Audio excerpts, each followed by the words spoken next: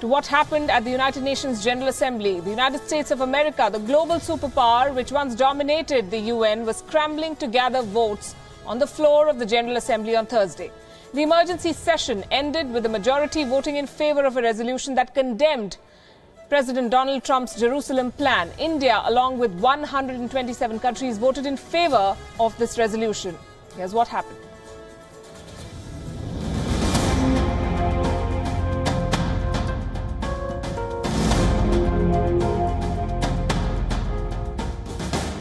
The result of the vote is as follows.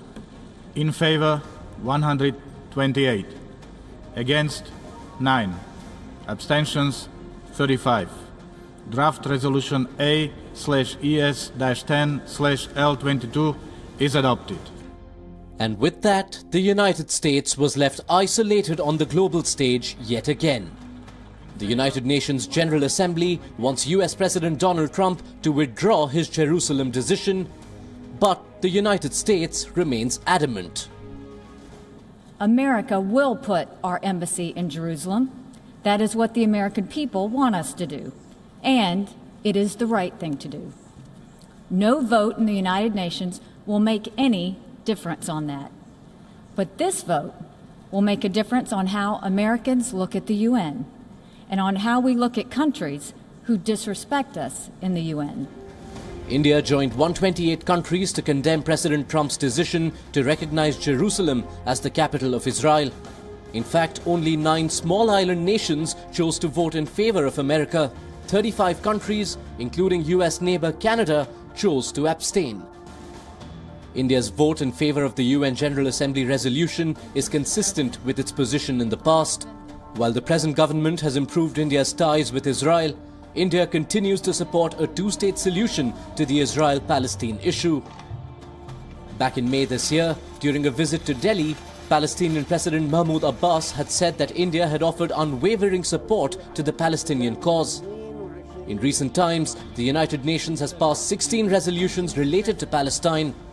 India has voted in favor of 15 of them, while one resolution passed without a vote. Experts believe that India's vote in favor of the resolution will help New Delhi further its national interest. But considering India's strong ties with Israel and the United States, the Modi government will have to follow up the UNGA vote with a strong balancing act. Bureau Report, WION. So why did India vote against the its allies, the United States and Israel? Here's the inside track that WION has been able to access. Ahead of this vote, there was intense lobbying by both sides to get India to vote in their favor. After Donald Trump's announcement, the Indian Ministry of External Affairs made it very clear that third parties will not decide India's foreign policy postures.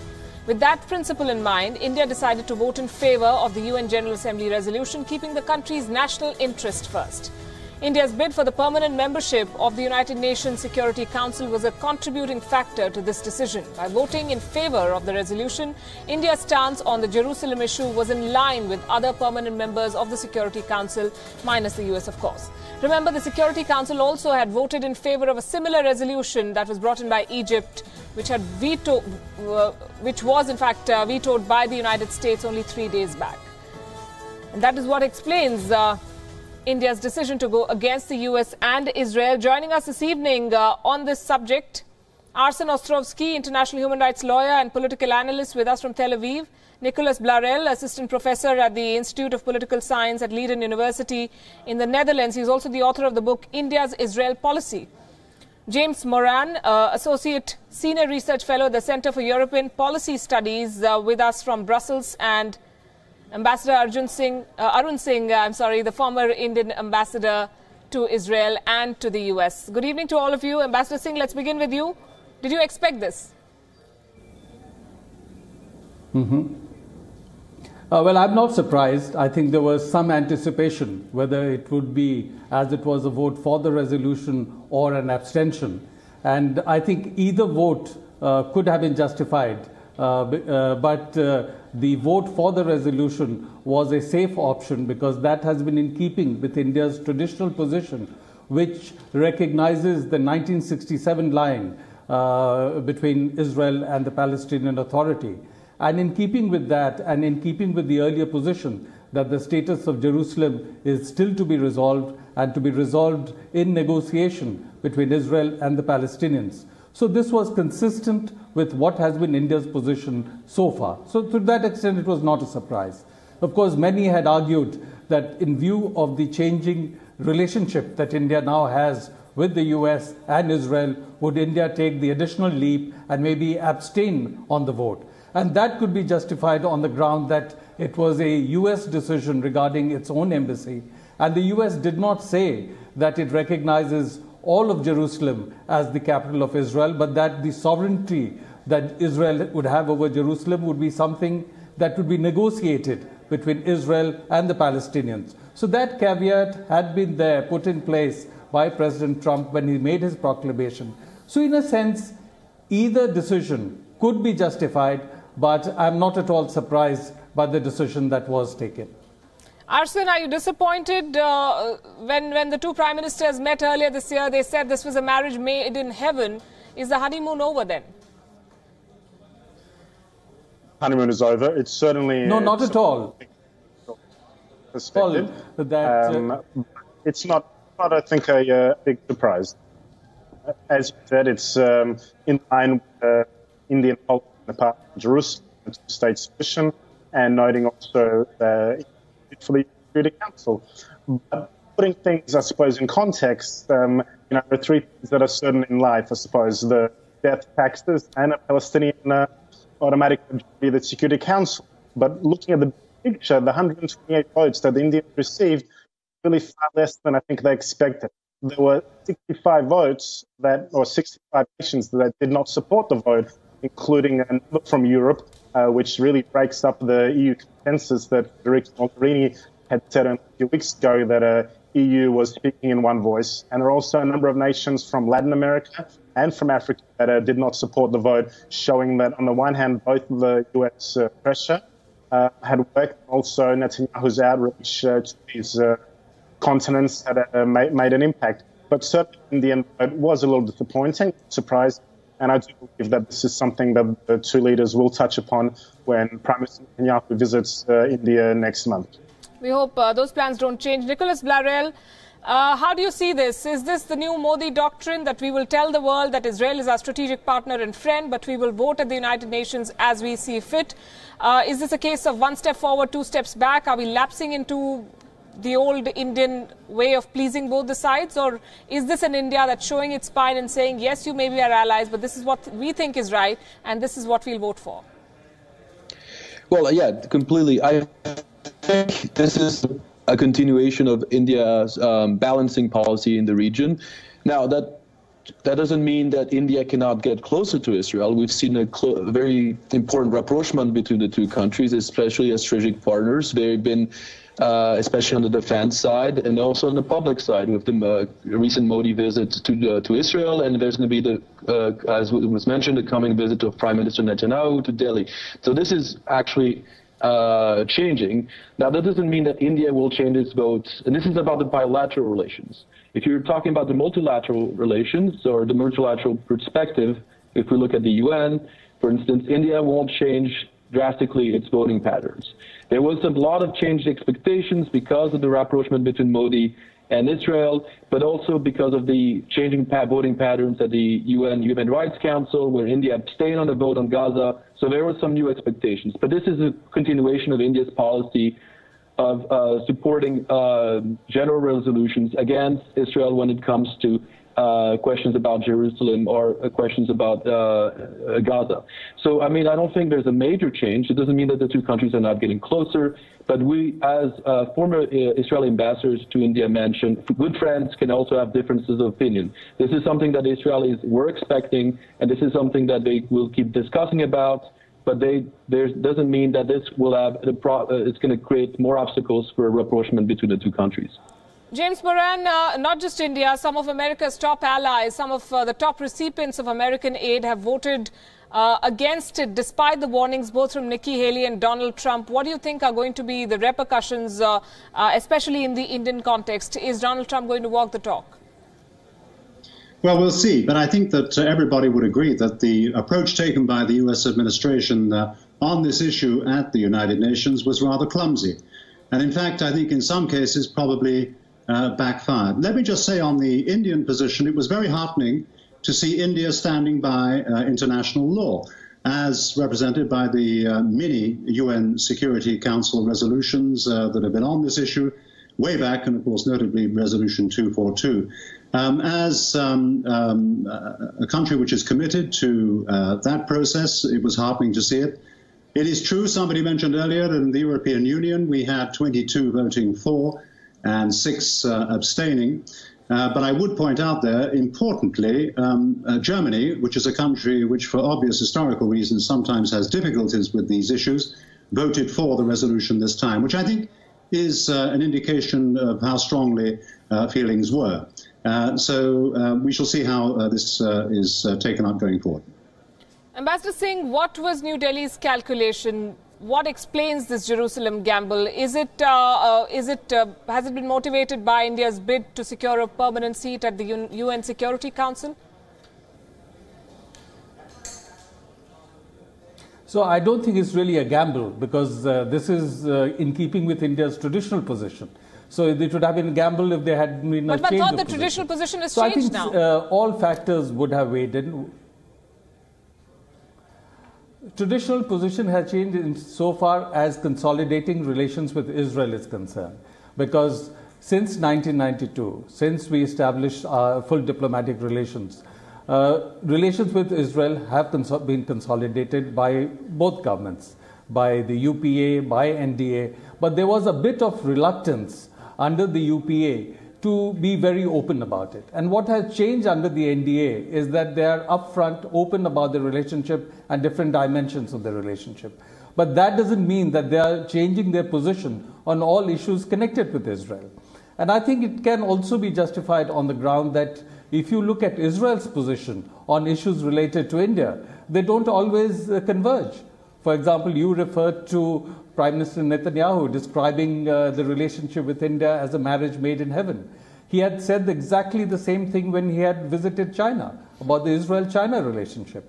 So their views on China, approach to China is different from how India looks at the China relationship. Or the way Israel looks at the Iran relationship is different from how India looks at the Iran relationship. So there will be differences on issues, on regional issues, issues that impact on the two countries, and we have to factor that in because each country will decide in its own national interest. But I think what has changed is that both countries are moving ahead unhesitatingly to consolidate the bilateral relationship. It seems diplomacy is promiscuous business. I'm going to request you all to stay with us, and we must also take a look at the United Nations. India raised its voice twice at the United Nations this week. One, to disapprove of US President Donald Trump's decision to shift his embassy from Tel Aviv to Jerusalem in Israel, and then again to protest the inaction of the United Nations Security Council over designating the Afghan Taliban as a terror group even a year after receiving a request from Kabul. Has the United Nations then become a white elephant? Senior foreign editor Padma Rao asks that question. Even the building on First Avenue in New York City seems outdated. But for now, it's all the world has. The United Nations headquarters in New York City is the only place to register global protest, to make oneself heard by more than 180-odd countries in a go. The UN certainly does fulfill its philanthropic commitments. It keeps peace in war-struck regions. It employs prominent personalities to draw attention to the world's many horrors. But the UN's real and only powers lie in the hands of 5 nations alone, and that has to change. It's been nearly 4 decades of setting up what an exasperated Italian envoy once called never-ending working groups to reform the United Nations. And yet, on the banks of the East River in New York, not much has changed, neither in the General Assembly nor in the elite club to which only the United States, France, the United Kingdom, Russia and China belong. The overwhelming majority of the General Assembly has voted to denounce President Donald Trump's decision to recognize Jerusalem as the capital of Israel. India was among that majority. The vote made headlines and allowed the General Assembly to be back in the limelight for some hours. But collective disapproval by the world body is hardly likely to persuade Washington, no matter how isolated, to change what is essentially a bilateral matter between the United States and Israel. A day later, the relative toothlessness of the world body was highlighted again. This time, India took the lead. And this time, it was about the elite club of the Big Five, the Security Council itself. Listen in to what Deputy Permanent Representative of India to the UN, Tanmay Lal, said. While new threats emerged from the Islamic State, the Security Council cannot even decide whether to designate the new leaders of the Taliban as global terrorists or to freeze the assets of the slain leader of the group more than a year after the issue was brought to its attention by Afghanistan, unquote. Little wonder that Pakistan's envoy to the United Nations, Ms. Maliha Lodi, had a pat response to the discussion on Afghanistan in the Security Council. There are no safe havens. The only safe havens that exist for the insurgents and for Daesh, that is the Islamic State, and other terrorists are within 40% of Afghan territory, unquote. The almost simultaneous arrival of United States' Vice President Mike Pence in Afghanistan and his utterances there were lost on no one, especially in New Delhi, which has pointed out the self-serving nature of Washington's relationship with Pakistan for decades. For too long, Pakistan has provided safe haven to the Taliban and many terrorist organizations. But those days are over. But are they really? Then why do veto powers, the United States, its close ally, the United Kingdom, and Asian giant China repeatedly fail to proscribe terrorists like Pakistani nationals Hafiz Saeed and Maulana Masood Azhar, or even the Afghan Taliban chief Mullah Akhundzada as requested by Kabul a year ago? It's an open secret. Pakistan is the United States' most pliant lackey in its so-called war against terror in Afghanistan. China, on the other hand, is Pakistan's closest brother-in-arms against India. As long as those two dubious marriages remain intact, the hammer of the veto in the Security Council will continue to deafen the world and keep terrorists on the loose. Padma Rao, WION. In short, it's high time that the United Nations saw some reform. Meanwhile, most experts and observers of Indian foreign policy were confident that New Delhi would abstain in the vote that took place yesterday. To them, the yes vote was a surprise. But some others say that this is in line with the bold decisions taken by the Modi government when it comes to diplomacy and international relations. Ties with Israel have flourished under the present administration. Indian Prime Minister Narendra Modi had a groundbreaking trip to Israel earlier this year, and Israeli Prime Minister Benjamin Netanyahu is expected to arrive in New Delhi in less than a month from now. Modi became the first Indian PM to visit the country in a bid to de-hyphenate Israel and Palestine and cement ties with a strategic partner. In the neighborhood, India hasn't been shy in flexing its military muscle. In retaliation to the Uri attacks, for instance, Indian soldiers carried out surgical strikes across the line of control. The Indian Prime Minister made a reference to the Balochistan issue during an Independence Day speech, which was a major departure from traditional Indian foreign policy. Recently, India held its ground before China during the Doklam standoff, compelling Beijing to a simultaneous withdrawal of troops.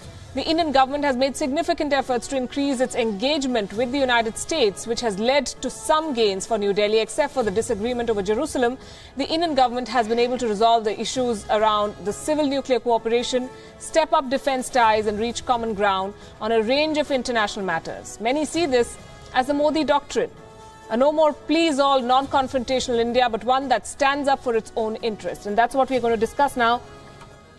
Nicholas Blarel, is this how you see it? That this is a government that understands real politics and doesn't shy away from making its point very clear at the international stage? Yes. Definitely there's in the emergence of at least in the sort of rationalization of the last 3 years of the foreign policy as a maybe more pragmatic, realpolitik type of foreign policy. Now, that being said, I think it's much more publicized and much more open about its intentions and the use to and the recourse to certain means to attain certain goals. I don't think there's a huge difference with what was done before, but there was certain actions were more discreet. For instance, in the rapprochement with Israel, I would argue that the previous two UPA governments also got very close to Israel, also started and engaged in important defense relations with Israel. A lot of the actual defense deals that are now being publicized or are being finalized under the NDA government were negotiated in the prior UPA government. So we'll have to see, there's more continuity than belief, but what we see is much more public government. So I think that's one thing we should acknowledge. Now, that being said, it's also something that Prime Minister Modi is also very admirative of Israel's achievements and its own foreign policy in the region. And that's something that came up a lot in the rhetoric, whether post-Uri strikes,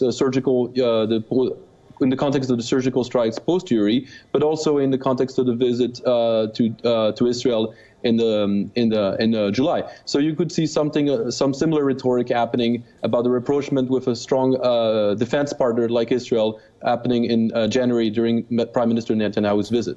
Arsen, very quickly, how does Israel see it? A mere blip in the larger relationship between India and Israel, and a lot is at stake between the two countries. I think that's a good way, perhaps, to explain it. The Israeli-Palestinian conflict extends to many issues beyond just Jerusalem. This is just one, albeit very sensitive, very important issue. And our relations with India, bilateral relations, are very, very strong across across very multifaceted areas, including defense, trade, innovation. So I don't think this by any means the wall is coming down. But it's perhaps a small little roadblock, but the relations are still strong, and I think we'll see that enhanced when Netanyahu visits India next month. Indeed, I'm going to have to thank you all. I'm told I'm out of time on this. Thank you very much for joining us. Meanwhile, America's other allies have also taken exception to the Jerusalem move. A majority of them, in fact, majority of the members of the United Nations were undeterred by President Trump's threats. While addressing the General Assembly, Nikki Haley said that America will remember this vote when the world body asks the United States for aid next time. The United States will remember this day in which it was singled out for attack in the General Assembly for the very act of exercising our right as a sovereign nation. We will remember it when we are called upon to once again make the world's largest contribution to the United Nations. And we will remember it when so many countries come calling on us, as they so often do, to pay even more and to use our influence for their benefit. So what is Nikki Haley talking about? At the moment, the United States is the largest financial supporter of the United Nations. In 2016, the U.S. gave $10 billion, 1/5 of the UN budget. Don't be surprised if President Trump decides to cut funding to the United Nations. This is something that he has proposed in the past. On more than one occasion, he has spoken about cutting financial support to UN climate change programs, peacekeeping operations, even the UNICEF. The U.S. also threatened to cut aid to individual countries, but out of the top 10 list of USAID recipients, 5 countries were actually co-sponsors of this emergency resolution. These include Egypt, Afghanistan, Jordan, Iraq, and Pakistan. The list of those who voted in favor of the US is equally interesting. These countries are so tiny that you would probably miss them on the map. A group of small islands tucked away in the Western Pacific, east of the Philippines and north of Australia. Micronesia is in the news for a yes vote in the United Nations General Assembly yesterday. Barring Kiribati, all the islands of Micronesia voted with the US and Israel on Thursday against the UNGA resolution criticizing President Trump's decision to recognize Jerusalem as the capital of Israel. 9 countries voted for this resolution. The US and Israel, of course, the West African country of Togo, Guatemala and Honduras in Central America, and 4 Micronesia islands of the Federated States of Micronesia, Palau, Marshall Islands and Nauru. This is how the final tally looked. 128 votes in favor, 9 against, 35 abstentions, 21 countries did not vote at all. The United States stood isolated in the 193-member UN as the General Assembly adopted the resolution. Although non-binding, this resolution came as a shot in the arm for Palestine, which claimed moral victory. Interestingly, what stood out in the vote was that no bloc or group except BRICS voted en masse. Brazil, Russia, India and China and South Africa were united in their vote for this resolution. Much to the disappointment of the US, even its closest transatlantic allies, France and the UK, voted against him, as did many other members of the European Union and NATO. The resolution was co-sponsored by Yemen and Turkey, among others. More importantly, it was one of those rare occasions when self-confessed rivals voted together. Look at these names: Saudi Arabia and Iran, India and Pakistan, Armenia and Azerbaijan.